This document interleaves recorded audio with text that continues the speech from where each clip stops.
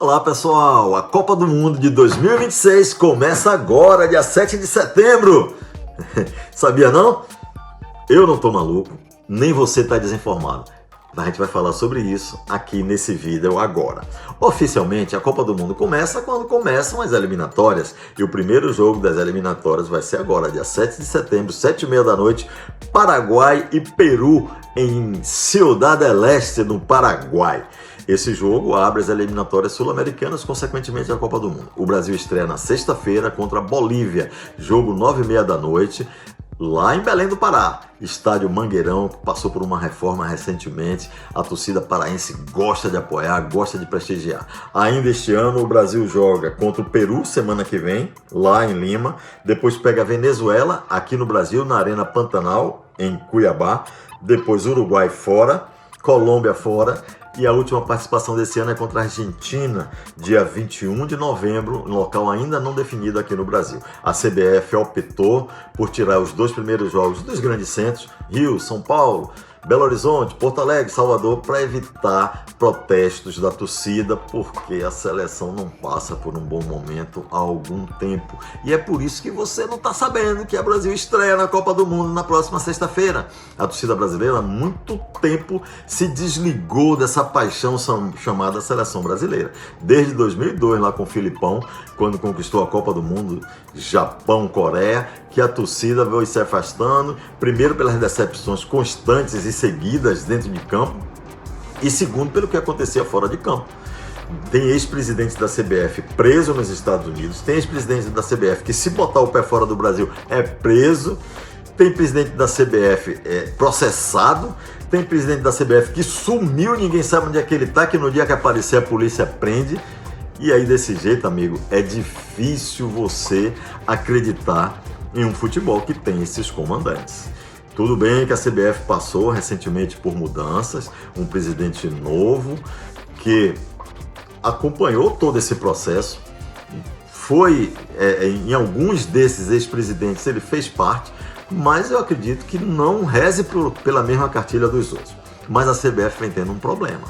Eu acho que a CBF está se atrapalhando um pouquinho nos seus movimentos, principalmente com relação à seleção brasileira.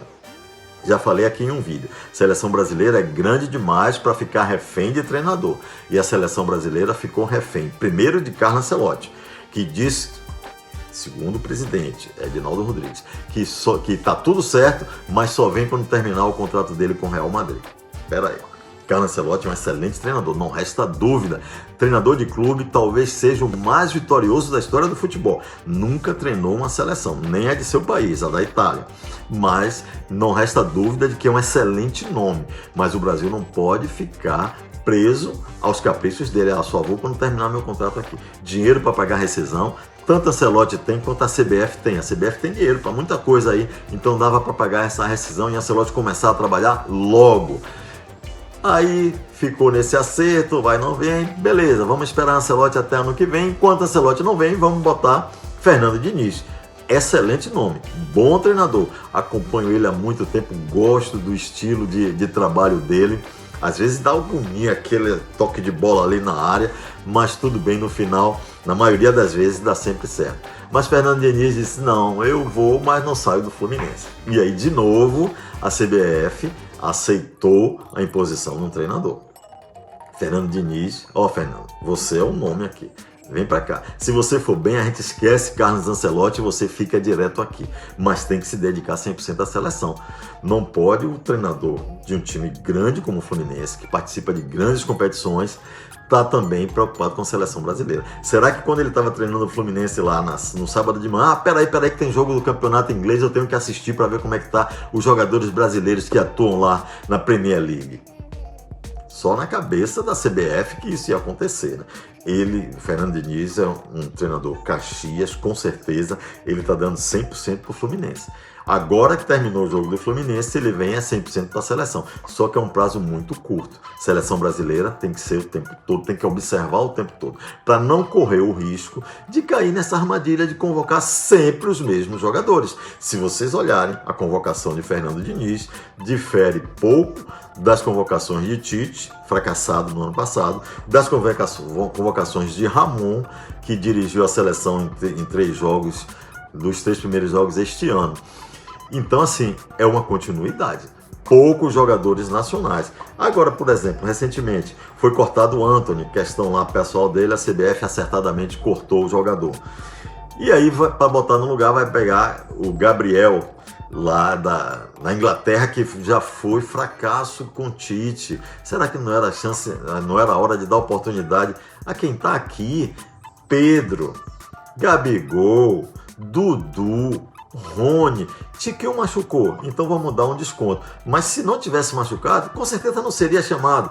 Tiquinho tá fazendo gol a rodo, vinha fazendo gol a rodo, mas nem se pensou nele para a seleção brasileira. Seleção brasileira continua sendo a seleção de jogadores lá de fora, mesclada com um ou outro daqui. O que é muito mal. Pensei que com o Fernando Diniz essa situação ia mudar. Mas como ele não tem tempo de observar, ele está preocupado com o Fluminense, então vai acontecer sempre isso. E aí a CBF perde também nesse sentido. Tomara que em campo a seleção comece bem, mas mesmo que não comece bem, aqui para nós, a eliminatória sul-americana tem 10 participantes. Dos 10, 6 conseguem vaga diretamente para a Copa de 2026. E o 7º colocado ainda vai disputar uma repescagem. Fácil demais, né? Ter a paciência.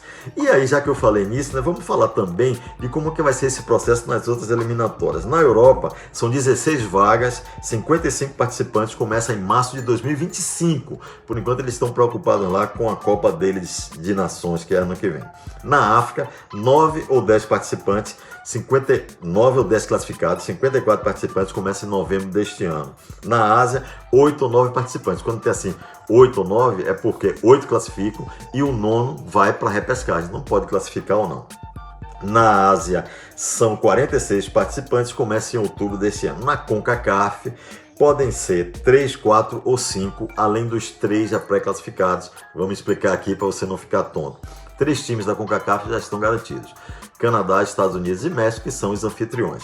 E aí, os outros 32 países vão disputar 3, 4 ou 5 vagas, porque também é aquela história que vai para a repescagem. A Oceania, pela primeira vez, tem uma vaga garantida e o 2º classificado vai para uma repescagem. Lembrando que a Copa do Mundo de 2026 vai ter 48 participantes, pela primeira vez 48 participantes. Para vocês terem uma ideia, na Copa do Mundo de 70, que o Brasil foi tricampeão, foram 16 participantes. De lá para cá só aumentou. E isso se deve muito ao trabalho feito pelo brasileiro nascido em Paris, João Avelange, que conseguiu ser presidente da FIFA. Tem um grande mérito na sua história. Ele mudou o futebol, profissionalizou o futebol mundial, tornou a Copa do Mundo um negócio super, hiper, ultra lucrativo, tornou a FIFA uma poderosa entidade mundial. Mas em compensação tem um grande demérito. Foi ele que introduziu a corrupção no futebol. Tem uma minissérie que passa na Prime Video que mostra bem isso, é o Jogo da Corrupção. É a história de como o João Avelange chegou ao poder na FIFA, comprando votos comprando voto de seleção africana em troca de armas. A minissérie mostra tudo isso lá, com os nomes, não tem negócio de botar nome diferente, não dá os nomes.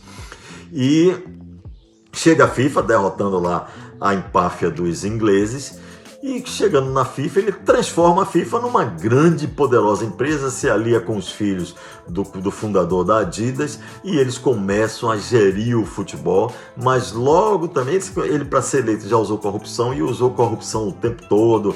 A Copa da Argentina, aquela Copa da Argentina, os argentinos pagaram para o Brasil perder o jogo, só que Castor de Andrade, que era o chefe da delegação, não aceitou, porque para a FIFA era interessante que a Argentina ganhasse, porque os argentinos estavam pressionando. A Argentina vivia numa ditadura militar terrível e para eles era fundamental conquistar aquela Copa, custasse o que custasse. E aí, corrupção virou sinônimo de futebol, né? Eu falei agora há pouco sobre os últimos presidentes da CBF, o que é que está acontecendo com ele. Mas é isso aí, pessoal. Depois eu venho falar aqui sobre essa questão de número de participantes, porque Copa do Mundo foi inchada. Depois a gente fala sobre isso. Beleza? Gostou? Dá o like, compartilha com os amigos. Não gostou? Compartilha com os inimigos. Um abraço, até a próxima.